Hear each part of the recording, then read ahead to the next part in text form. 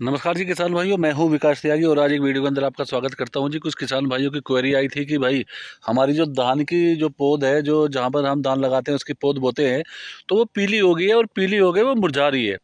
तो उसके लिए क्या करें? तो किसान भाइयों, ये एक अमूमन चीज़ है। आप अगर धान की पौध लगाई है आपने और ये चीज़ें आ रही हैं आपके खेत के अंदर, तो किसान भाई आपको ज़रूरत होती है कुछ चीज़ों की सावधानी से देखने की।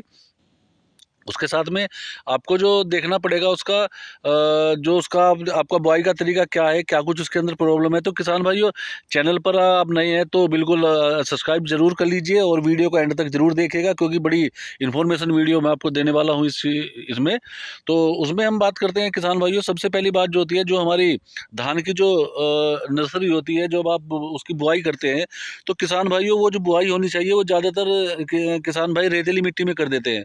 किसान भाइयों, अगर रेतीली मिट्टी के अंदर आपकी बुआई हो रही है, धान की जो नर्सरी है उसकी बुआई हुई है, तो किसान भाइयों 101% मैं आपको गारंटी कर सकता हूँ कि वो जो आपकी पौध है, जो आपकी नर्सरी है, वो पीली होगी ही होगी।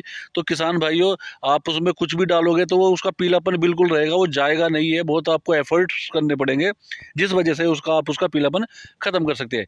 इसके इसके अगेंस्ट में अगर आप कोई भी धान की नर्सरी किसी दोमट मिट्टी में या चिकनी मिट्टी में बोते हैं किसान भाइयों, तो वहाँ पर आपको ये समस्या ज़्यादा देखने को नहीं मिलती। मेन कारण तो यही होता है, क्योंकि फर्टिलाइज़र तो सभी लोग डालते हैं, खाद यूरिया वगैरह तो सभी लोग डालते हैं, लेकिन ये इसका मेन रीज़न है आपके धान का पीली होने का, कि ज़्यादातर हमारे किसान भाई जो है वो रेतीली मिट्टी का चुनाव करते हैं और उसमें धान बो देते हैं। तो भाई उसका पीलापन तो बिल्कुल बहुत मुश्किल से ही जाता है।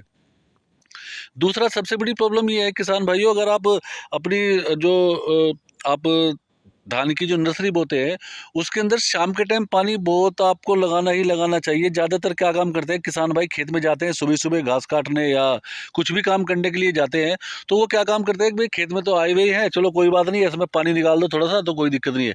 तो किसान भाइयों, सुबह का पानी जो है वो खेत के अंदर रुकेगा, जैसे जैसे धूप बढ़ेगी, तापमान बढ़ेगा, वो पानी गर्म होगा, उस वजह से भी आपकी जो खेत की नर्सरी है, जैसे आप यहाँ पर देख रहे हैं, वो भी पीली पड़ेगी। और मैं आपको एक जानकारी और बता दूं, जहाँ पर पानी ज़्यादा रुकेगा वहाँ पर ये स्थिति बन जाएगी, जैसे आप मेरी स्क्रीन पर देख रहे हैं। तो किसान भाइयों, आपको बिल्कुल इस चीज़ से बचना है कि हम सुबह पानी ना लगाएं, शाम को 10 मिनट के लिए जाओ खेत के अंदर जाओ, ज़्यादा पानी तो चलता नहीं है उसके अंदर, है ना? तो वहाँ पर जाकर आप पानी लगा सकते हैं, जिससे वो रात रात में सूख जाए और जैसे ही सुबह हो तो खेत के अंदर पानी ना हो। तो नमी हमेशा बरकरार रहनी चाहिए, लेकिन दोपहर में पानी खेत के अंदर ना खड़ा हो, उस वजह से ये प्रॉब्लम सबसे बड़ी होती है कि आपका जो खेत की नर्सरी है वो पीली पड़ना चालू हो जाता है और वो मुरझाना चालू होकर के वो खत्म होना स्टार्ट हो जाता है। तो किसान भाइयों, अगर ये समस्या आप आ रही है और इस समस्या को झेल रहे हैं, तो बहुत हद तक आप ये काम करेंगे तो आपकी ये समस्या खत्म हो जाएगी। वैसे जो भी आप फर्टिलाइज़र खेत में के जो आपके पौध के अंदर डलते हैं वो सब वो आपको पता ही है, मेरी बताने की ज़्यादा ज़रूरत नहीं है उसके अंदर। हाँ, कुछ बेसिक चीज़ें हैं जो आप उसको डाल सकते हैं अगर पीलापन हो गया।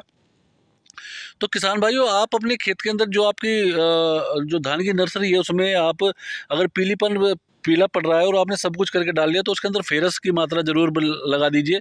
अगर आप फेरस अपनी नर्सरी के अंदर डालते हैं तो वो ग्रीननेस तुरंत हो जाता है। और सबसे बड़ी बात है, अगर कुछ प्रॉब्लम और आ रही है कि भाई दिख रहा है कि मच्छर सा आ गया कहीं या कुछ और बात बन रही है, तो किसान भाइयों आपको एक छोटा सा स्प्रे भी निकालना पड़ेगा, है ना? उसके लिए आपको एक एमिडा क्लोरोपीड एक दवाई आती है, 70% वाली आती है जी, ग्रेनुअल फॉर्म से आती है, कुछ कुछ चावल चावल टाइप दाने मिलेंगे आपको वे। तो थोड़ा सा वो ले लेना और थोड़ा सा एक थाइफोनेट मिथाइल आता है मार्केट के अंदर। एक टंकी का जो भी आपका एरिया है, जो आपका 1 बिस्सा है, 2 बिस्सा है, क्योंकि धान की जो नर्सरी होती है वो मोस्टली 1-2 बिस्सा या आधे बीघे तक ही जाते हैं। एक जो बड़े किसान होते हैं वो 1 बीघा तक भी बोते हैं, है ना? तो आपको क्या काम करना है, थोड़ा सा एमिडा क्लोरोपिड 70% वाला ग्रेनुअल फॉर्म में लेना है और थोड़ा सा उसके अंदर एक फंजीसाइड थाइफोनेट मिथाइल जरूर लगा लीजिए।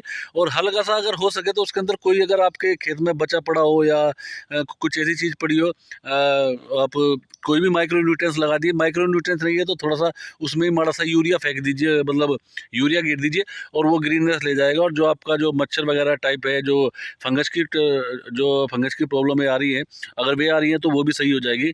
तो किसान भाइयों, ये बेसिक चीज़ें थी जो आपको धान की नर्सरी के अंदर बहुत ज़्यादा ज़रूरी हो जाती है, क्योंकि मैसेज मुझको मिले थे कि विकास भाई ये चीज़ें आ रही है, तो मैंने उस चीज़ को जो है कवर करने की कोशिश की है।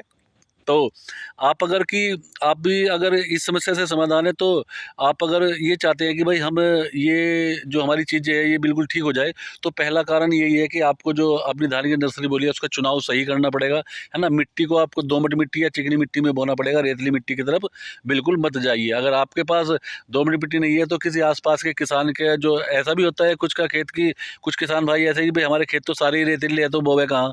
तो किसान भाइयों, अगर आपकी रेतीली ज़मीन में जो पौध हो रही है वो इतनी मैच्योर नहीं हो पाती, इतनी जान नहीं लगा पाती, तो आप जो आपके किसान भाई साथी हैं उनके खेत में जाकर पौध बो सकते हो और वहाँ पर भी आप अपनी पौध की केयर आराम से कर सकते हैं। तो किसान भाइयों, आशा करता हूँ मेरे द्वारा दी गई जानकारी आपको अच्छी लगेगी। अच्छी लगती है तो चैनल को सब्सक्राइब कीजिए, लाइक कीजिए, शेयर कीजिए।